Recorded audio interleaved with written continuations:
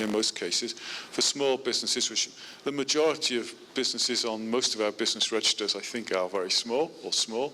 And so they are businesses which have probably just got one site and one activity, in which case, if you've got one site and one activity, your enterprise and your establishment are largely the same thing.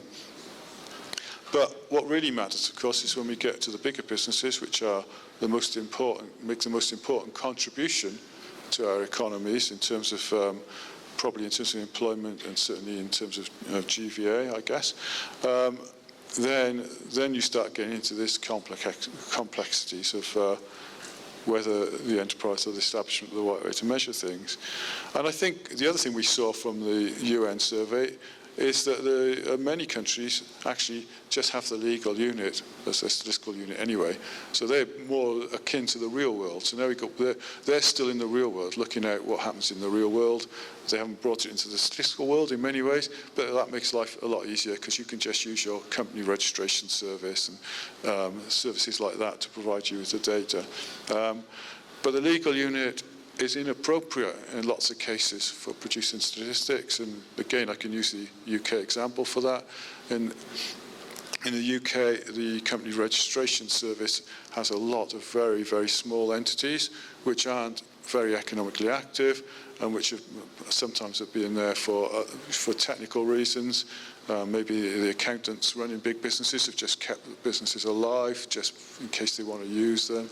They use them to protect business names, all sorts of technical reasons to do with property. So a lot of those type legal entity type units are not really appropriate for our statistical purpose.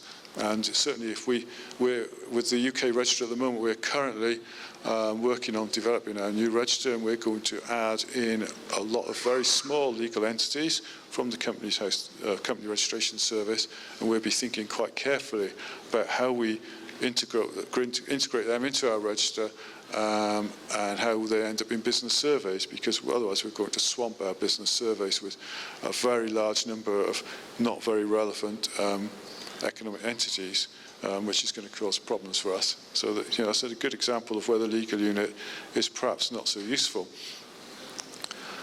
Okay, so when we talk about collection, I mean, then different surveys require different units, perhaps. So if you're trying to collect very detailed product information, for example, in the European Prodcom survey, it might be better to use the establishment, because you can go out to the individual locations and get very fine detail on what's being produced.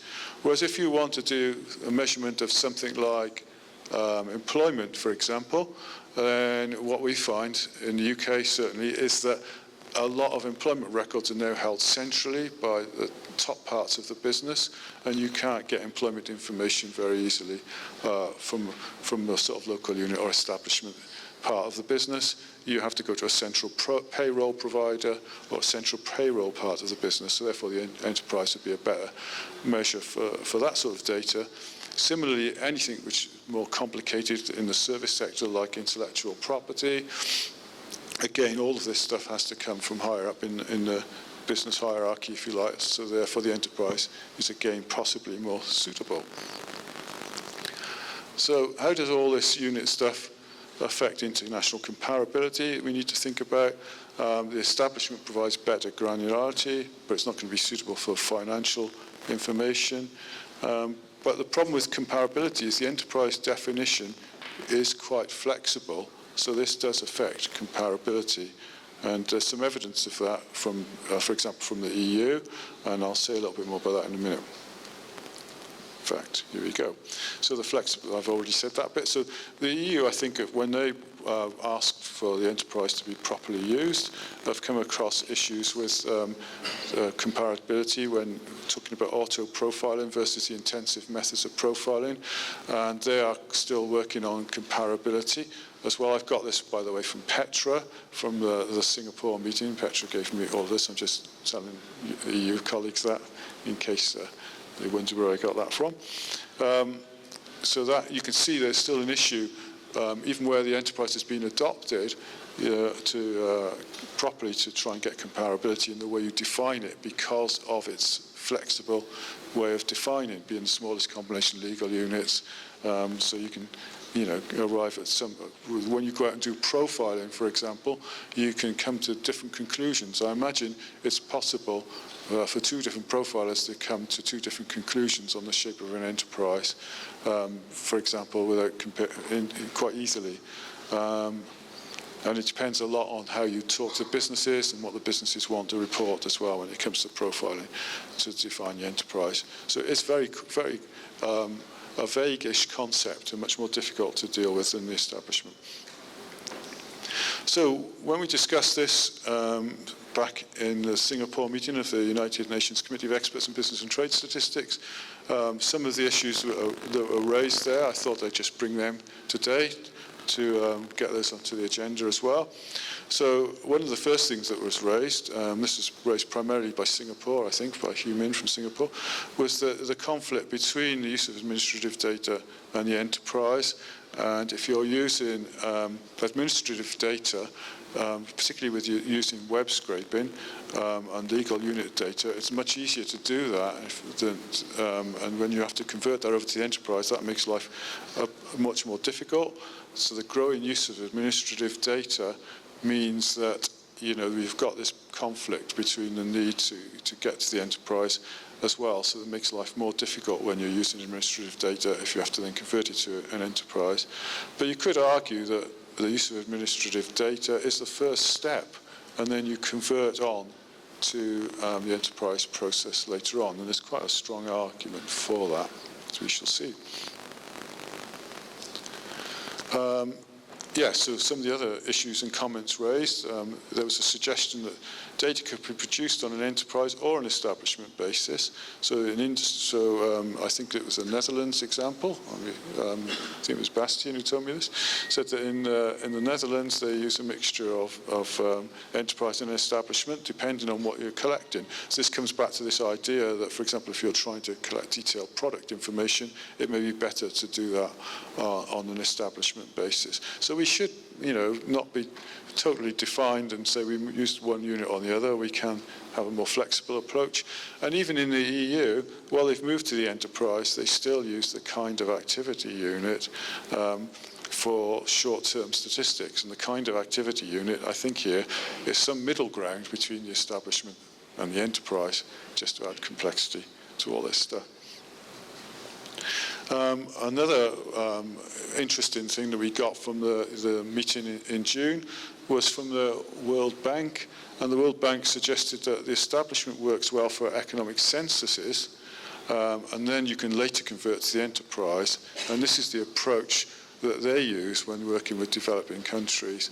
It was quite interesting earlier, I think India said that they thought the establishment worked well for economic censuses as well, and that does make sense. If you're working on using economic censuses to build your register, then you're going to go out doing field work, and you're going to find establishments primarily, aren't you? So I think you can see that makes sense, and then you convert that over to an enterprise later on. I thought that was a very interesting contribution from the World Bank on this that meeting. It was very you can see that was quite a pragmatic way to go forward with this.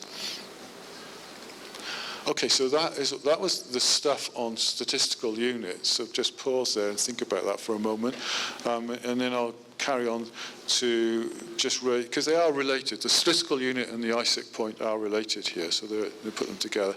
So the ISIC research agenda had this comment, which again I can't read from here, so I'll come around here and try and read it. So ISICs are used to classify statistical units such as establishments or enterprises according to their economic activity. And it says about each level. The current practice for classification community is to recommend the use of the ISIC class for the industrial classification of establishments. The official business statistic community has increasingly adopted an integrated economic statistics approach based upon an enterprise-centered perspective, and considered that statistical units in the Statistical Business Register are based on the enterprise. While the issue of classifying enterprises is well noted, more practical practice guidelines is recommended, in particular in the case for classifying multinational enterprises and large case units. Okay, so they are interested in what we're going to do for MNEs and large case units. And anyway, so the first question here is, for me, was we know how to do our classification. I've called it the top-down methodology enables us to create dominant classes. I don't know if the top-down methodology is an internationally known concept. It's just maybe just a UK concept, but it's the way you start by calculating the value added for the top of the business and working downwards to get to a proper SIC for that business. Interestingly, though, I don't understand why the multinational enterprise has to have one SIC, one ISIC, just one, because when we're doing reporting and doing business surveys for multinational enterprises, we usually break those businesses down into lower level parts to do the surveys, don't we, such as enterprises. So there's some granularity. So I'm not entirely sure that this is a major issue. We can also get secondary classification as well, because if we know the individual activities that are taking place down into the local unit type level. So what is an overall multinational classification used for? I mean, because if we are using lower level data to do our data collection, and we've got that classification, then it's not a problem. So I asked the question, do we really need an overall multinational enterprise classification, getting one ISIC code for one MNE, for example? Do we need that? Is it a problem still? So I'll just raise that as a question for discussion as well. So one of the problems, of course, is the multinational enterprise practices are adding complications, not just to the ISIC, but also, as we've established, to the statistical unit as well. The use of production across borders, those sort of arrangements I mentioned earlier, does this affect the enterprise concept? Again, a few years back, the EU were looking at the strange concepts like truncated enterprise, and that was all decided not to. I don't think that went any further.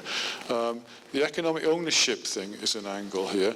The economic ownership concept in national accounts is still something that we in the UK are still getting to grips with through our large cases unit, actually.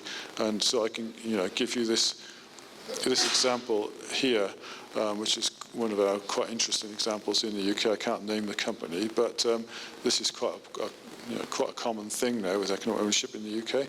So we have an office in London full of people in suits and computers just tapping away all day. But because of the economic ownership concept, and because they own the raw materials, and the raw materials are then manufactured, built into manufactured products somewhere else on the planet, we classify them now as a manufacturer. They were previously classified as a service company. Now they get classified as a manufacturer under the economic ownership concept. This is something we actually published last year, I think, changes on this business in our national accounts. And we're doing more of this all the time for the large cases unit. So this is also having an impact on the ISIC and the MNE thing as well. So we need to think about all of that, how these changes are affecting the way we classify businesses and the units that we use.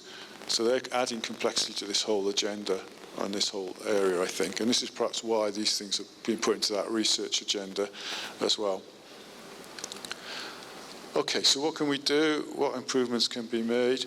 So what's the next steps for all this? So the question is there a need to change the definition? So coming to this group is really important because you guys are the experts on businesses and units and how all this is done in registers. So is there a need to change the definitions? Is there just a need to make some recommendations on when the enterprise or the establishment should be used? Could we just produce some implementation notes on how to handle cross-border supply, economic ownership? Is there anything else we can do?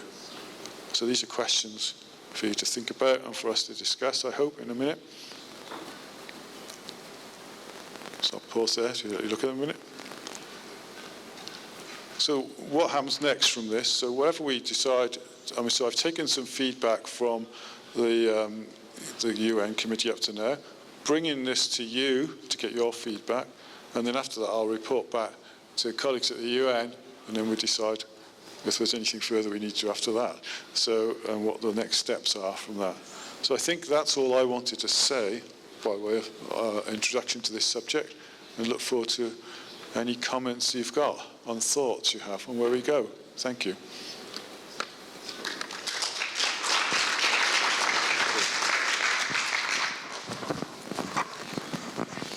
Thank you, Andrew. That's the presentation.